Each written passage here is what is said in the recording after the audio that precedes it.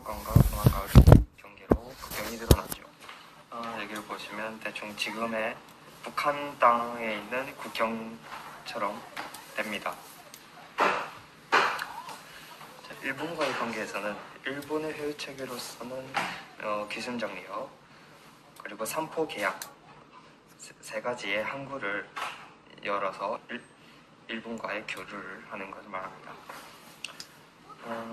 또 강경책으로서는 세종 역시 세종대왕님의 스시마섬 대마도 대담호 토벌이 있습니다.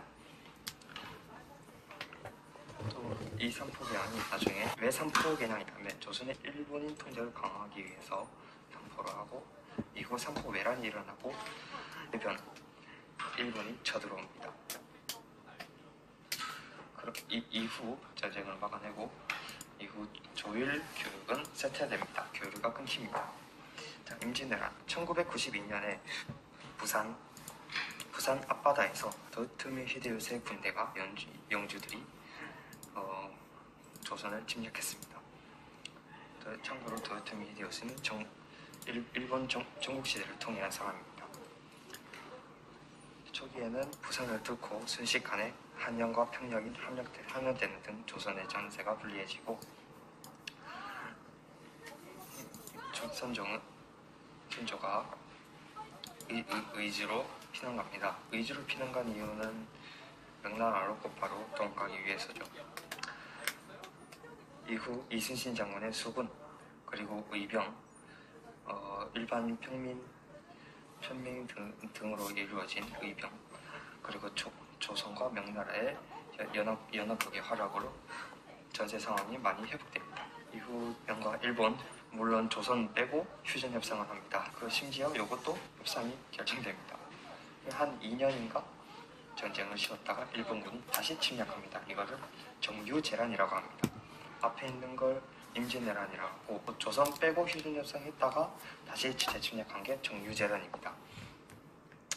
하지만 도요토미 히데요시가 얼마 안 가 병으로 사망하고 일본군은 전세가 많이 불리해지며 철수합니다. 전쟁 이후 조선은 국토가 황폐해지고 국가 재정이 파탄나고 인구 감소, 문화 소실 등 굉장한 큰 피해를 보았으며 하지만 일본은 반대로 에도막부가스가 정부를 수입하면서 조선에 납치한 인력으로 학문 기술 등을 수행합니다. 대부분 학문과 기술은 도공들과 유학파 등의 기술자들 뿐만 아니라 일반 백성들로도 사용합니다. 내란 이후 여러 가지 외교적으로 변화가 일어나는데 조선과 일본은 국교가 잠시 단절됐다가 다시 회복되고 조선은 회답 겸세환사라는 조선에 다시 고향으로 데리고 오기 위한 목적으로 보냈습니다. 그리고 통신사를 파견합니다. 그리고 중국의 정세를 보면 명이 악화되었다가 후금이 공격되고 후금이랑 명나라랑 싸우다가 명나라가 조선에 지원군을 요청합니다.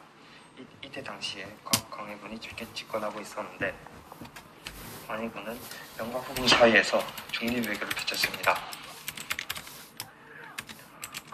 그리고 광해군은 1608년 즉위하고 그해 대동법을 실시합니다. 대동법이란 원래 세금 중에서 공납이라는 게 있는데 공납은 지역 특산물을 세금으로 내는 것입니다. 각종 부정부패가 생겨났기 때문에 공납을 삭제하는 대동법을 실시합니다. 그리고 토지대장을 정비합니다. 전쟁이 되면 국토가 황폐화됐기 때문에 내 땅인지 네 땅인지 잘 모르기 때문에 토지대장을 다시 정비를 합니다. 하지만 광해군은 얼마 안 가 인조반정으로 축출됩니다. 왕의 자리에서 강제로 내려오게 됩니다. 이때 주도한 서인 세력은 인조를 즉위시킵니다. 이후 정묘호란이랑 병자호란이 발발하게 되는데 정묘호란은 인조반정 이후 천명대금 정책, 명과 친하게 지내고 금나라를 배척하는 정책인데 후금은 조선을 공격하게 됩니다. 이것이 정묘호란입니다. 병자호란은 즉 후금이 조선의 군신관계, 군자와 신하의 관계를 요구하면서 들어오게 되는데 조선이 이것을 거부하자 1636년 호란이 일어납니다.